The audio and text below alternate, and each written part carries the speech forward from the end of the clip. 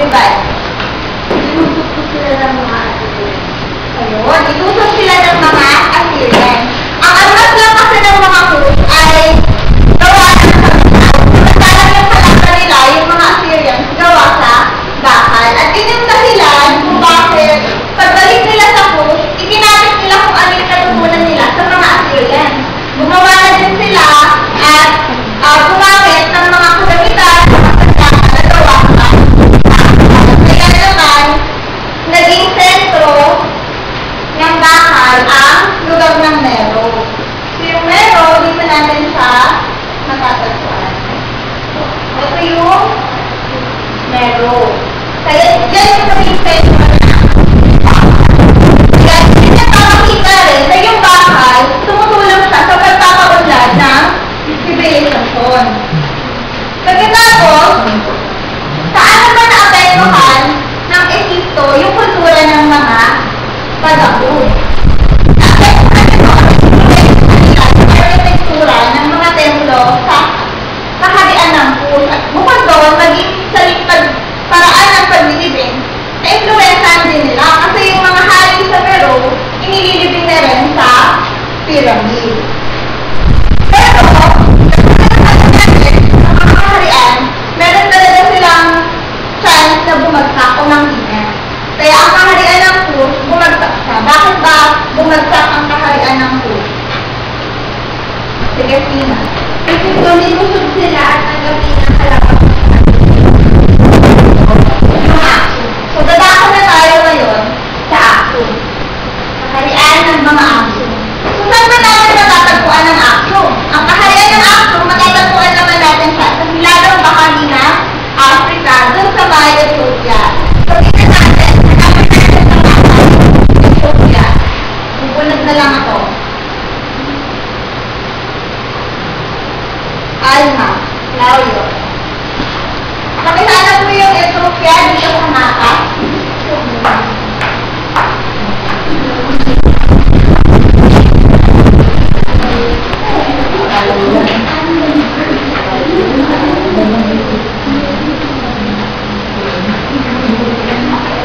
Ethiopia, ito yung Africa, natin po yung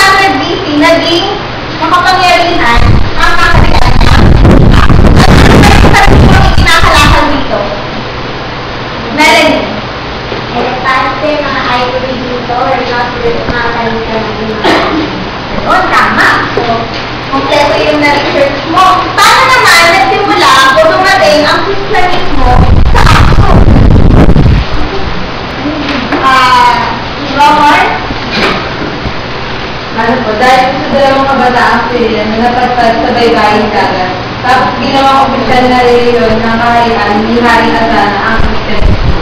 Sino ba si Hari Azana?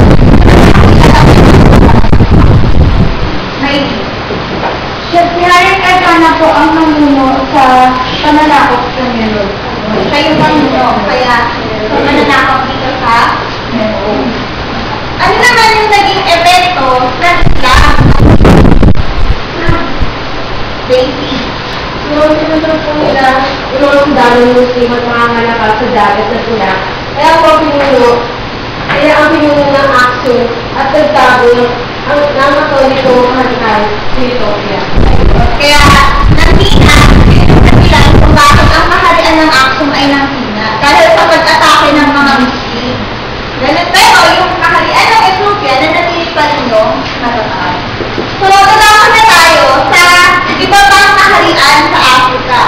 So, kanina, nabanggit ko, meron tayo tinatawag na rin kaharian. Ano-ano nga ulit yun, yung bitnang kaharian? Mariel? Granan Maris Thomas. Ayun, very good. Bakit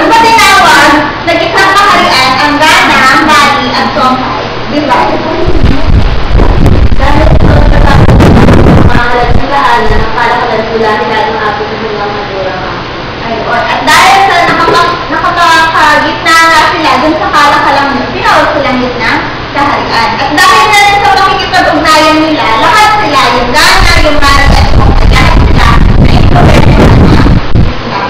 So, ano ba yung pinakauna sa tatlong yun? Lisa? Ghana. Oo, yung Ghana. Ano ba ibig sabihin ng Ghana? Ano ibig sabihin na Lisa? Ibig kong sabihin ng Ghana ay pero bakit yun? Saan na natin matatagpuan ang Ghana? Melanie, saan natin sa matatagpuan? Kanina ng Niger at Senegal. Ayun. So, kanina ng Niger at Senegal. So, para makita natin ang Ghana sa mapa, hanapin muna natin ang Niger at ang Senegal. Pakihanap. Romar.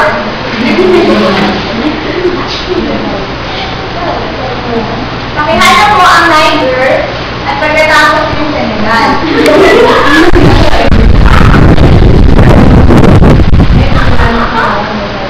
Niger, malapit sa... Ito. Iba yung Nigeria sa Niger. Ito. Yung Senegal. Ito. So, dahil nakapagitan siya ng Niger at Senegal, sino naman ang maghahanap ng Ghana? Pakihanap ay Ghana.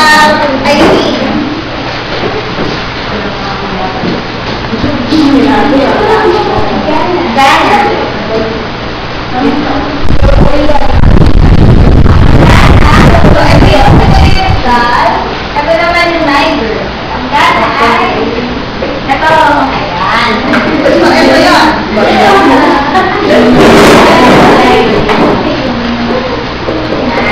Dahil natatapuan na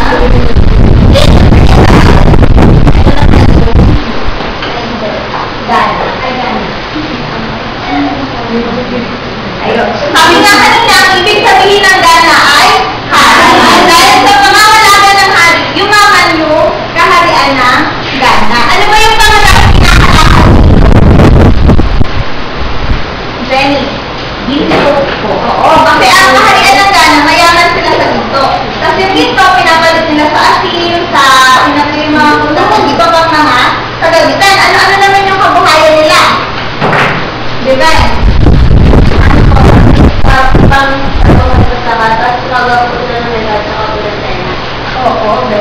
Pero katulad ng ibang kaharian, ang hina din ang imperyo ng Ghana. Bakit naman bumagsak ang imperyo ng Ghana? Maria. Ang puti imperyo ng Ghana, kung nilusot sila na mga Berber na mula sa lalong Africa, nakakayang sabihin mo. So, ito yung mga Berber. Sila yung lumusok. Kaharian na ang Ghana. Sila yung mga Berber. Na nagpahina sa ekonomiya ng Ghana. Pero bukod sa pagtako o pagluto ng mga Berber, ano ba yung naging suliranin nila? Meron pa silang naging suliranin na ito.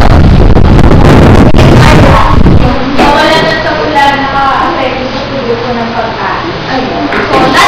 So, natuluyan ng hina ang kaharian ng Ghana. Kaya yung Ghana, naging maliliit na estado na lang siya. At isa nga doon, yung pangalawa, ano yung pangalawang ibang kaharian? Yung Mali. Hanapin naman natin yung Mali. Saan ba natin matatagpuan ang Mali? Hanap. Daisy. Hanap mo ang Mali sa mapa.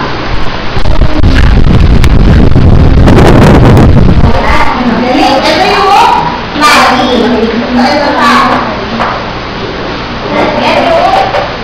Doon natin matatagpuan ang Mali. Ano bang tawag sa namumuno sa Mali? Maylin. Ano tawag? Ayun, Bandino. Ngayon, paano lumakas ang kaharian ng Mali? Irene, paano sila naging malaki?